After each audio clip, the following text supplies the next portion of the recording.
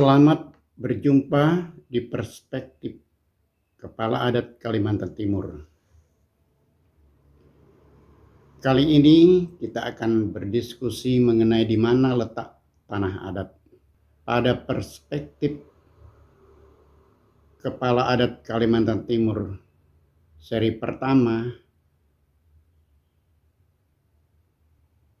tentang perbedaan masyarakat adat dan masyarakat hukum adat, yakni bahwa masyarakat hukum adat adalah masyarakat yang masuk di dalam struktur negara, sedangkan masyarakat adat tidak.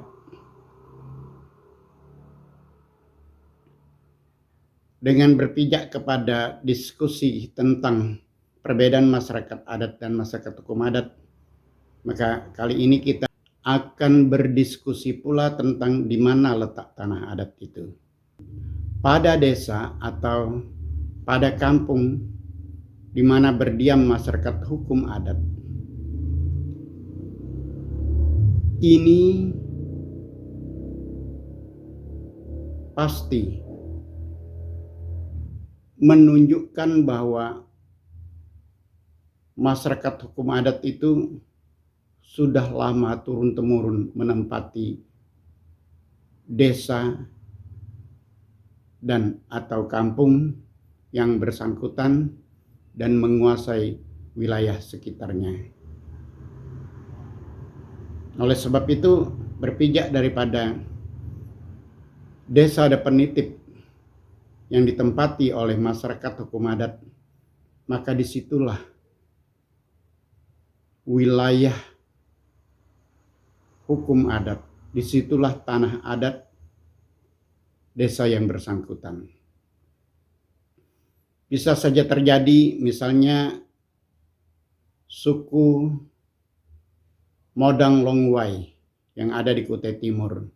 Dulu mereka hanya satu kampung atau desa, tetapi kemudian mereka berkembang sehingga menjadi beberapa kampung atau beberapa desa definitif.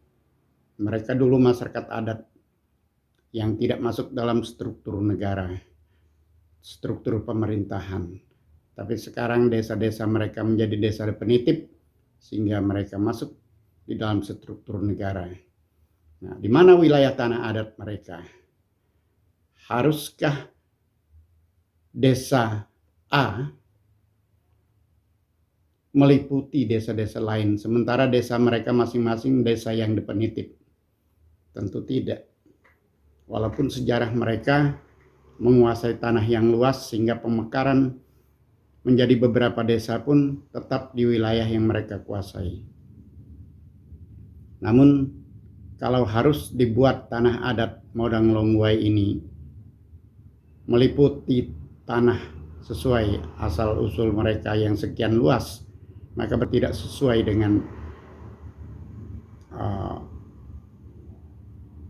struktur kepemerintahan, tidak sesuai dengan logika aturan, atau bahkan berseberangan karena mereka masing-masing sudah dibatasi oleh wilayah teritorial desa mereka yang sudah ditetapkan oleh pemerintah.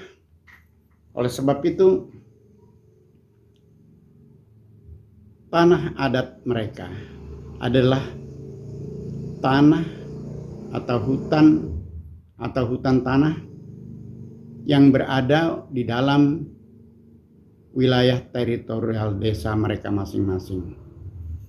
Mungkin desa A akan sama saja adatnya dengan desa B, desa C dan sebagainya, tetapi mereka masyarakat hukum adatnya akan berhak pada desanya masing-masing di mana desa itu sudah menjadi desa definitif.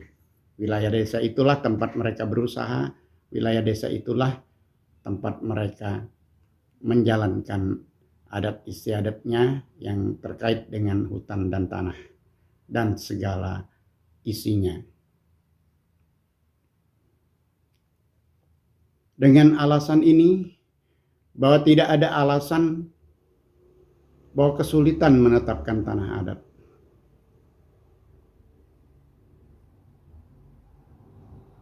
hanya tinggal melihat peta desanya, di mana batas-batas desanya, maka disitulah wilayah tanah adat itu yang perlu ditetapkan. Desa A mempunyai wilayah adatnya sesuai wilayah desa A, desa B demikian juga, dan seterusnya. Nah, ini baru tepat logikanya. Tepat juga menurut logika dalam struktur kepemerintahan. Jadi tidak ada pertentangan. Nah, sekarang tinggal menetapkan. Mau tahu batasnya? Lihat saja peta desa yang telah dibuat di setiap desa. Nah, satu hal yang penting bahwa di desa yang bersangkutan itu biasanya, terutama di Kalimantan Timur, itu masing-masing ada kepala adat. Nah, dengan adanya lembaga adat di suatu desa ini sesuai dengan aturan pemerintah, di desa ada penitip, di desa masyarakat hukum adat. Maka itu menunjukkan bahwa desa yang bersangkutan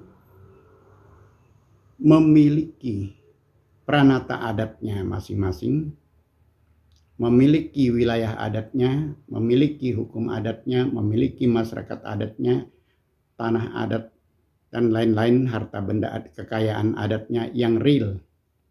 Dan yang harus menjadi catatan kita bahwa yang namanya masyarakat hukum di suatu desa itulah masyarakat Indonesia yang betul-betul real ada.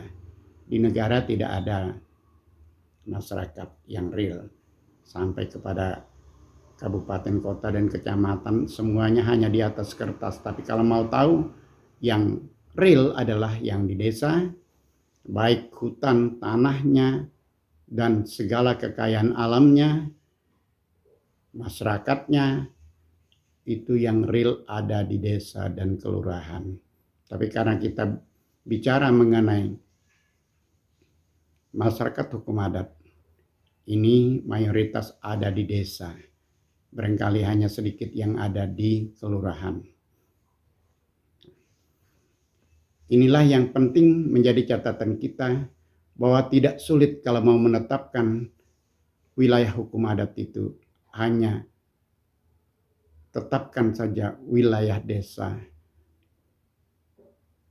masyarakat hukum adat yang bersangkutan itu, maka disitulah wilayah hukum adat. Di mana batas-batas desa, maka disitulah batas-batas wilayah hukum adat yang diurus, dikelola oleh lembaga adat desa yang bersangkutan. Barangkali sama dengan desa tetangganya, tetapi desa tetangganya juga mempunyai lembaga adat, mempunyai kepala adatnya, sehingga mereka juga secara otonom mengelola sendiri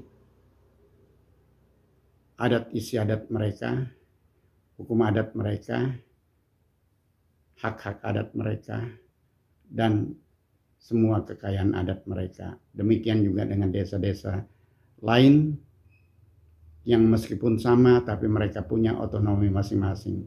Sama dengan otonomi desa, sama dengan otonomi pemerintahan desa, maka otonomi adat mereka pun sama. Jadi walaupun mereka sama dengan desa-desa lainnya karena asal-usul mereka sesama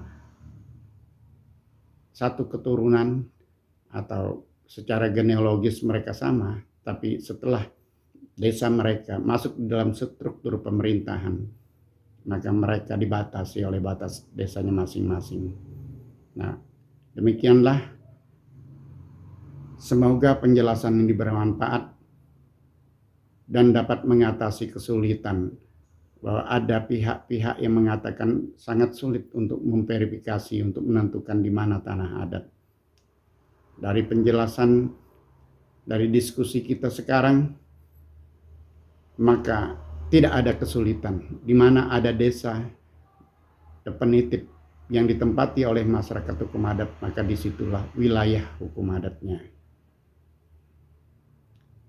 Salam adat dan budaya, salam kebaikan bersama, salam Pancasila.